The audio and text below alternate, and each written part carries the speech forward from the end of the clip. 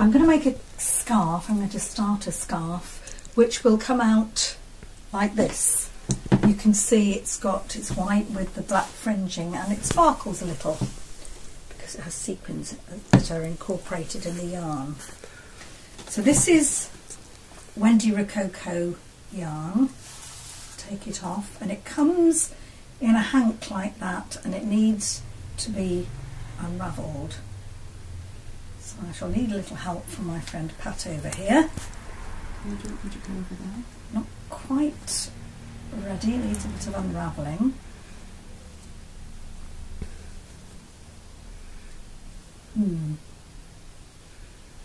Not sure what's happening there.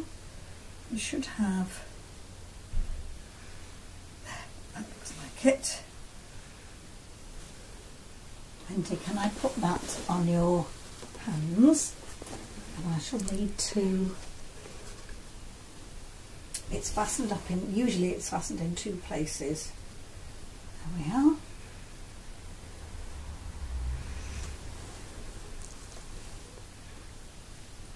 Probably fastened somewhere else, but we seem to have got a bit of a tangle around here. That's what happens when you don't store your yarn carefully. But we do have an end, which is good news.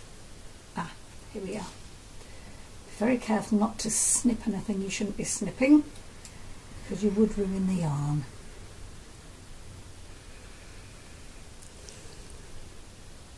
There we are. A little bit more there to snip. Unravel. Not quite sure what's happened there.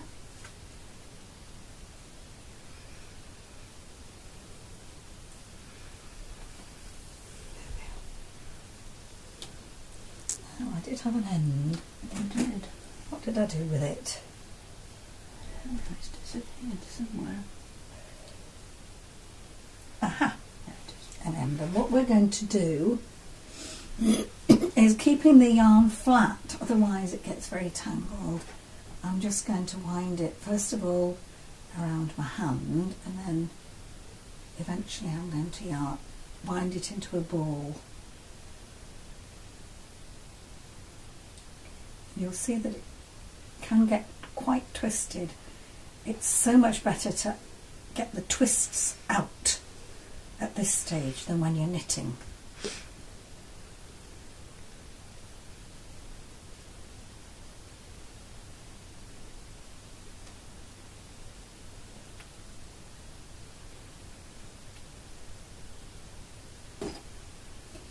Definitely a two-person job, this. That's right. The patience of Joe. Most yarn actually comes ready for you to knit straight away. This one's and a little tangle there. It's better. Now we're motoring. And Margaret tells me that she winds it normally onto a card because that keeps it flatter. That's a useful tip that I will try next time. Presumably there's a complete range of colours. Yes, at the moment I have a lovely cream there, which I'm about to put into a craft kit so that somebody else can have a go. And I've got a black one, but it's also available in bright red and a turquoisey colour with golden sequins, I think. So we're getting there. It's a bit like watching paint dry.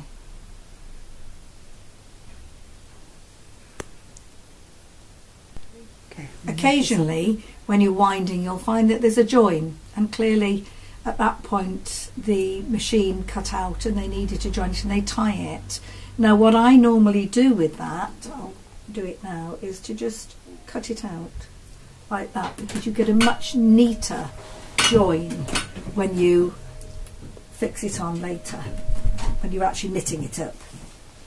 So I just cut any knots like that off. Okay, we're nearly there.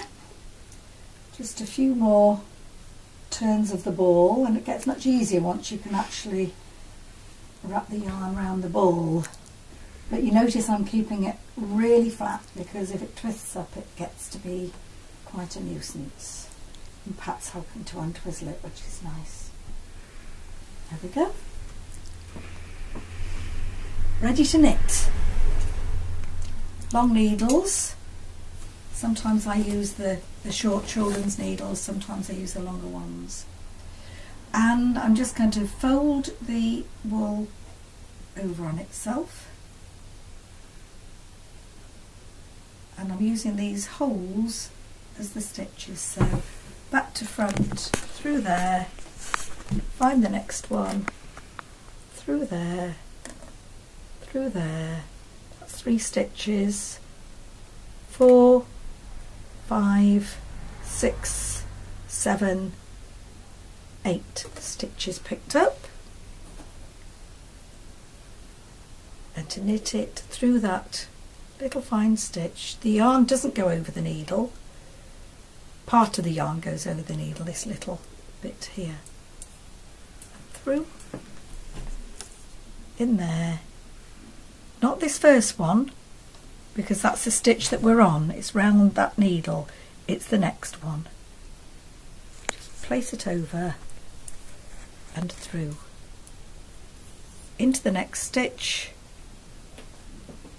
and through. And it really couldn't be easier. You've got your stitches cast on, took me no time at all. And now just take the yarn over to the end of the row. And when we get to the end of the row, we have to just try hard not to twist the yarn, because I'm going through 2 here. This is where the yarn was doubled. Oh, small mistake there. Let's just go back. It's those 2 that should be together. Over the needle. Find the next one. Over.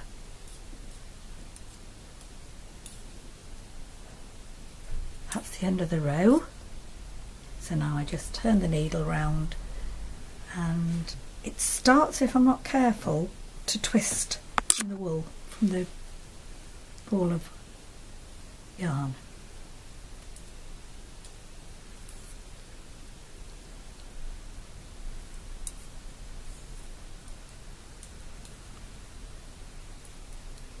Whoops, I'm missing the stitch.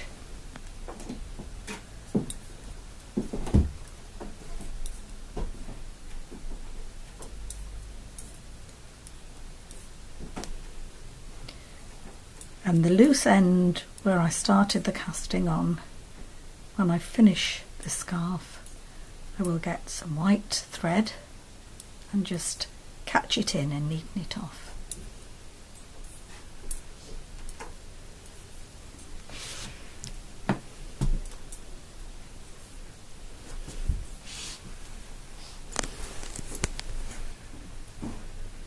Over. To knit this whole scarf will take maybe an hour, because I'm not a fast knitter, as you can see. I'm not a skilled knitter at all. But it doesn't feel like an hour, because clearly you do a bit and put it down and do a bit and put it down. So I tend to knit a scarf a day and not really notice that I'm doing it. All you need is plenty of yarn, a few minutes here and a few minutes there. It's not knitting that you can do without looking, because you are going to have to look where you're placing the part of the yarn over the needle. But it's surprising how much of your television programme you can take in just the same if you're just listening to it, looking up occasionally.